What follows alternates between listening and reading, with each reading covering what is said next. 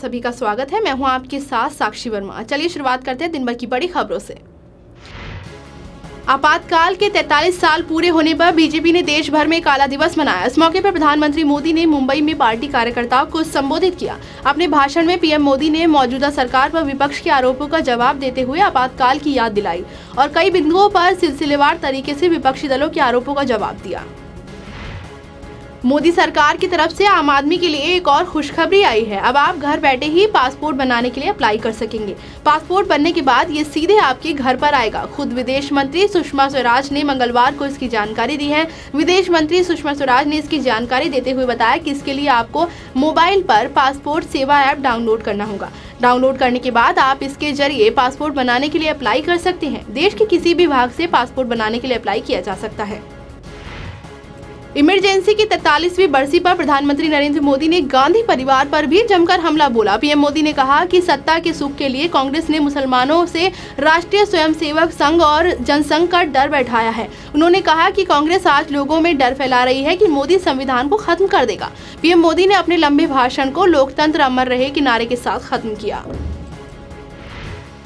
राम मंदिर और मुस्लिम शिक्षण संस्थानों में दलितों को आरक्षण की बात करने वाले यूपी के मुख्यमंत्री योगी आदित्यनाथ दिल्ली पहुंचे। यहां झंडेवालान में उन्होंने आरएसएस प्रमुख मोहन भागवत समेत संघ के 4 बड़े नेताओं से मुलाकात की। अगले साल होने वाले लोकसभा चुनाव से पहले योगी आदित्यनाथ की संघ प्रमुख के साथ ये अहम बैठक मानी जा रही थी।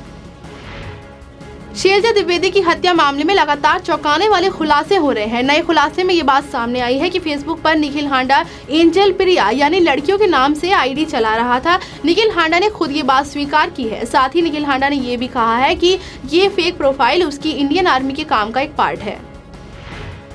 एयरसेल मैक्सिस केस मामले में आज सुनवाई के दौरान कोर्ट ने कहा कि इस मामले में रजनीश बुधवार को कोर्ट में अपना पक्ष रखें, यानी कल इस मामले में सुनवाई होगी। सुनवाई के दौरान सुप्रीम कोर्ट ने केंद्र सरकार से पूछा कि क्या वो ईडी अफसर राजेश्वर सिंह का समर्थन करते हैं। केंद्र ने कहा कि वो इस मामले में किसी का समर्थन नहीं करते, वो अपना पक्ष रखेंगे।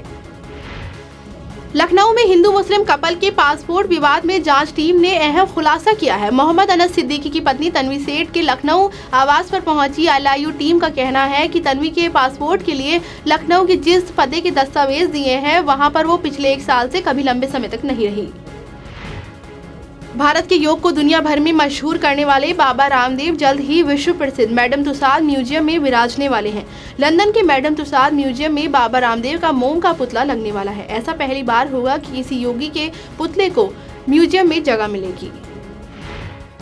28 जून से शुरू हो रहे अमरनाथ यात्रा के लिए बड़े स्तर पर तैयारियां हो चुकी हैं। इसी बीच अमरनाथ गुफा और बाबा बर्फानी की पहली तस्वीर जारी की गई है। सुरक्षा की दृष्टि से संवेदनशील अमरनाथ यात्रा के लिए बड़े स्तर पर सुरक्षा बलों की तैनाती की गई है। जम्मू से बालटाल और दक्षिण कश्मीर के पहलगाम के 2 बेस कैंप से लगभग 400 किलोमीटर मार्ग पर सुरक्षित रखने के लिए अर्धसैनिक बलों की 215 अतिरिक्त कंपनियां तैनात की गई हैं। ग्लोबल एक्सपर्ट्स ने एक पोल कराया है जिसमें भारत को शर्मिंदा करने वाले आंकड़े सामने आए हैं। पोल ने ये बात सामने लाई है कि भारत महिलाओं के लिए सबसे असुरक्षित देश है। ऐसा इसलिए है क्योंकि इस देश में महिलाओं के खिलाफ यौन हिंसा करना ज्यादा आसान है। वहीं भारत में उन्हें गुलाम जैसा काम करवाना भी बहुत आसान है। इस सर्वे में भारत के बाद अफगानिस्तान और सीरिया जैसे देशों का नाम आया है। भारत में दहशत फैलाने के लिए पाकिस्तान हर रोज नए नए हथकंडे अपनाता रहता है।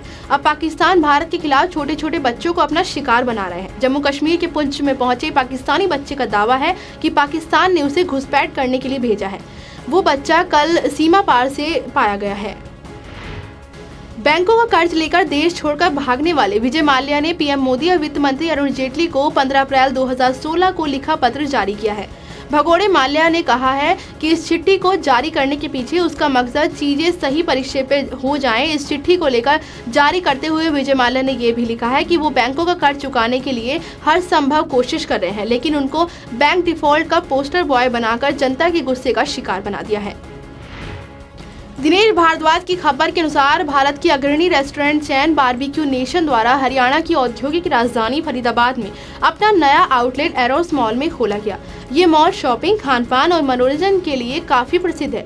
इस रेस्टोरेंट की ओपनिंग रास्ता एनजीओ के बच्चों द्वारा की गई। आपको बता दें कि रास्ता एनजीओ लो इनकम परिवारों के बच्चों को अच्छी शिक्षा दिलवाने के क्षेत्र में प्रशंसनीय काम कर रही है। मुकेश मधुर की खबर के मुताबिक विश्व हिंदू परिषद के पूर्व अध्यक्ष प्रवीण तोगड़िया ने विशुद्ध हिंदू हित और हिंदू राजनीति का बिगुल बजाते हुए अपने नए संगठन अंतर्राष्ट्रीय हिंदू परिषद के गठन की धमाकेदार घोषणा कर राजनीति के दिग्गजों को चौंका दिया है।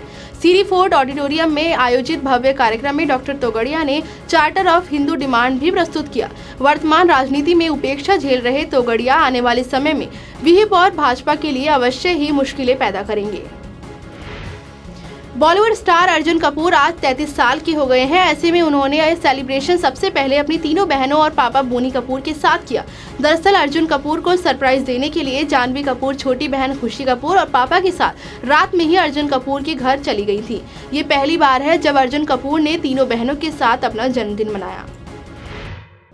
दिन भर की बड़ी खबरों में फिलहाल मेरे साथ सिर्फ इतना ही। देखते रहिए A1 न्यूज़ TV।